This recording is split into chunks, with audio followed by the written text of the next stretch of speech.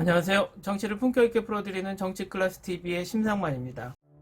오늘은 코로나19 팬데믹의 역설, 한류 콘텐츠 수출 증가란 제목의 기사와 해외 토론 게시판 레딧에 올라온 K드라마라는 이 늪에 빠져든 최초의 드라마 또는 배우는 이라는 게시글과 그 해외 네티즌 댓글 반응까지 살펴보겠습니다.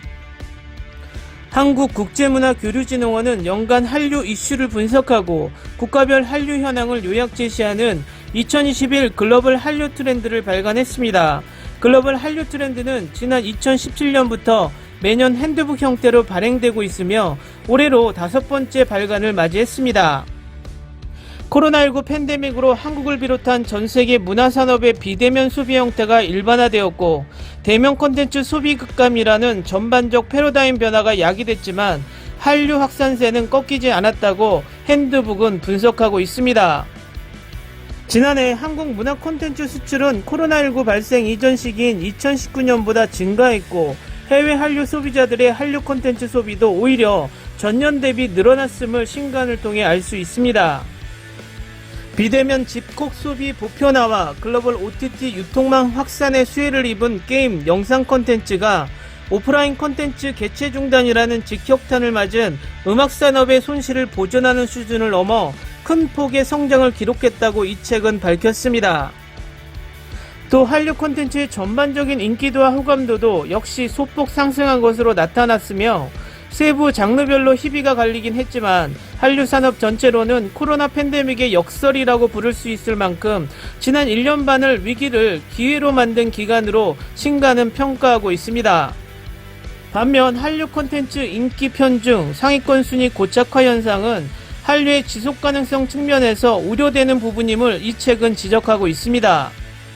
해외 한류 팬들이 투표한 최선호 가수 순위를 살펴보면 방탄소년단과 블랙핑크가 포진한 1, 2위 그룹과 그 이하 그룹 간의 인기 격차가 매우 심화하고 있고 배우 순위 역시 이민호가 3년째 1위를 지키고 있으며 순위권 내 배우 명단도 매우 대동소이함을 알 수 있습니다. 또 드라마와 영화도 비슷한 경향을 보이고 있다고 분석했고 또 비대면 소비 최적화 장르의 신규 인기 콘텐츠 부재 현상도 문제점으로 인식하고 있습니다.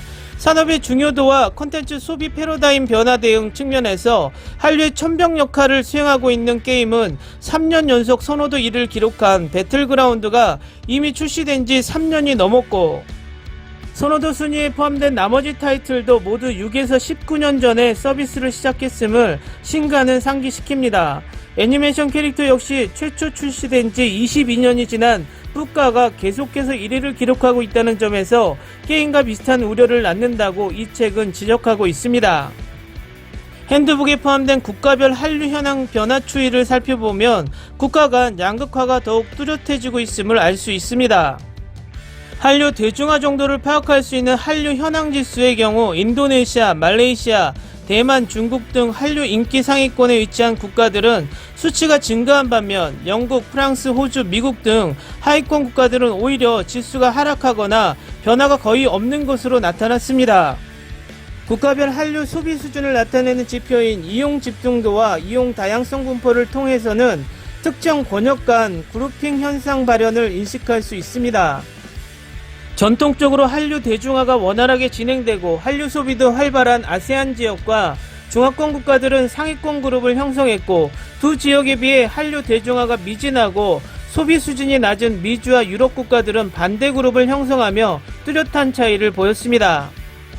한국국제문화교류진흥원 정기라 원장은 2021년에도 코로나19 팬데믹의 여파가 지속되고 있는 가운데 한류는 새로운 패러다임 변화에 발맞춰 제작, 유통, 소비 등 모든 면에서 능동적으로 대처하고 진화하고 있다며 인류사의 대변혁기로 기록될 시기를 단지 수동적으로 목도하지 않고 변화의 물결에 몸을 실어 글로벌 문화 콘텐츠라는 수평선을 향해 한류가 계속해서 나아가는데 글로벌 한류 트렌드가 등대 역할을 할 수 있길 기대한다고 밝혔습니다. 다음은 해외 토론 게시판 레딧에 올라온 K드라마라는 이 늪에 빠져든 최초의 드라마 또는 배우는 이란 게시글입니다.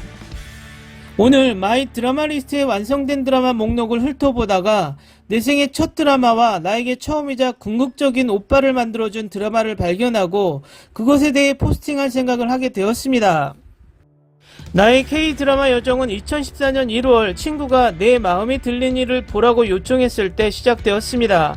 솔직히 단숨에 빠져들 수 있는 드라마는 아니지만 이 세계에 관심을 갖게 된 계기는 정확히 어떤 드라마인지 모르겠습니다. 그 당시에 보던 서부극과 천진난만함과 언어적 표현이 많은 드라마를 더 보고 싶다는 생각을 하게 만든 것 같아요. 두 번째 드라마는 상속자들이었고 결국 이민호가 궁극의 오빠가 됐습니다. 그 당시 나는 눈에 띌 만한 장면에만 몰두했고 연기나 플롯이나 그런 것에는 별로 신경을 쓰지 않았습니다. 꽃보다 남자의 경우 화면 속 존재감, 매력, 천진난만함에 묻어나는 저 눈빛이 꽤 돋보였던 것 같아요. 그래서 당신의 첫 번째 드라마는 무엇이며 당신을 매료시키고 후회하지 않는 당신의 궁극적인 오빠 또는 좋아하는 여배우는 누구입니까? 제 친구가 몇몇 K-팝 그룹을 계속 추천하면서 2014년경에 K-드라마를 보기 시작했습니다. 나는 궁극적으로 친구의 밀어붙임으로 드라마를 보기로 결정했습니다. 커피 프린스는 제 첫 드라마였는데 너무 중독성이 있어서 2번이나 연속으로 끝내고 나는 결코 드라마를 위해 잠을 포기하는 사람이 아닙니다. 그러나 K-드라마는 나를 그렇게 만들었습니다. 그 후로 몇 년 동안 K-드라마 늪으로 열심히 끌려갔습니다. 처음에는 대부분 K-드라마 시청자와 마찬가지로 제 K-드라마 취향은 변덕스러웠고 새로운 시리즈가 시작될 때마다 한 편향에서 다른 편향으로 옮겨갔습니다. 농담이 아닙니다. 불과 6, 7개월 만에 공유, 지창욱, 이민호, 송중기, 김수현, 서인국, 이종석 등을 짝사랑했습니다. 좋아하는 것들은 계속 바뀌는데 지금은 어린 시절과 달리 더 오래 좋아하는 것 같아요. 올해처럼 송중기를 정말 좋아했는데 작년에는 이승기, 김선호, 그 다음에 해는 정혜인이었습니다. 내가 말했듯이 내 오빠는 여전히 변경되지만 자주는 아닙니다. 장근석, 박신혜 주연의 미남이시네요 기억하시는 분 계신가요? 그것은 나의 첫 번째 K-드라마이자 오랜 세월이 지난 후에도 여전히 내 마음의 일부입니다. 두 번째 드라마는 꽃보다 남자였고 세 번째는 사랑비였습니다. 상속자들 그리고 나머지가 차례로 따라갔습니다. JTBC 스카이캐슬 이후로 주로 늪에 빠진 것 같아요. 어렸을 때부터 드라마를 봐왔기 때문에 스카이캐슬이 그런 고품질의 어두운 이야기를 처음으로 보여줘서 흥미진진했습니다. 거기에다가 교육과도 연관되어 있어서 공감이 되기도 하고 신기하기도 했습니다. 물론 스카이캐슬 이전에 드라마를 보고 들은 적도 있지만 그때는 취미로 예능을 더 보기 시작한 시기였던 것 같아요. 사랑의 불시착 때문에 더 많이 늪에 빠졌다는데 동의합니다. 조승우, 배드나와 함께한 비밀의 숲, 그 후 완전히 푹 빠졌어요. 나의 아저씨도 내 것이었다. 그리고 보이스, 시그널, 터널, 사랑의 불시착을 보는 동안 내내 울었다.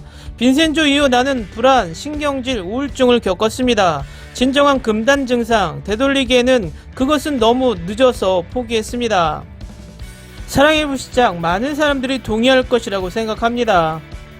사랑의 불시착은 나의 마약이었고 그것 때문에 K-드라마와 사랑에 빠졌고 그리고 나서 도깨비는 나의 강렬함을 굳건히 해주었습니다. 꽃보다 남자를 보고 K-드라마와 이민호에 반해버렸어요. 하지만 꽃보다 남자를 실제로 사랑하려면 K-드라마 여정의 시작 부분에서 이것을 봐야 한다고 생각합니다. 다른 K-드라마를 많이 본 경우 선택하는데 많은 결함이 있습니다. 하지만 나에게는 여전히 보석입니다. 힘센 여자 도봉승, 로맨스, 스릴러, 하이플롯, 코미디 및 견고하고 독특한 플롯 등 모든 것이 약간씩 섞여 있었습니다. 이태원 클래스 보고 푹 빠져버렸어요. 그때 스카이캐슬이랑 생각해보니 와우. 시크릿 가든은 처음이었어요. 그땐 현빈이 얼마나 대단한 스타인지 몰랐어. 오스카상을 수상한 기생충을 봤습니다. 무작위로 나는 넷플릭스에서 다른 한국 드라마 영화를 확인하기로 결정했습니다. 유일하게 알아볼 수 있는 사람은 이성균이었습니다. 이로 인해 파스타를 보게 되었고 별 감흥이 없었는데 이성균과 넷플릭스 추천으로 나의 아저씨를 보게 되었어요.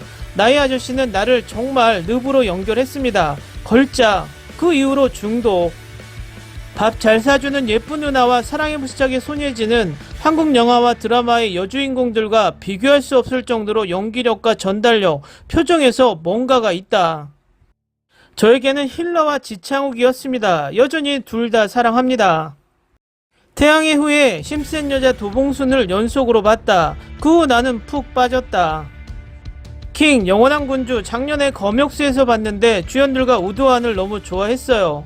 그 다음은 꽃보다 남자였고 나는 말 그대로 내 TV를 산산이 부수고 싶었습니다. 댓글 반응까지 잘 보셨나요? 코로나 팬데믹 상황에서 한류는 굳건하게 잘 나가고 있습니다. 하지만 위의 기사 내용처럼 너무 한쪽으로 지나치게 흐르는 경향이 있습니다. 그 부분은 우리도 잘 인지해야 할 것 같습니다.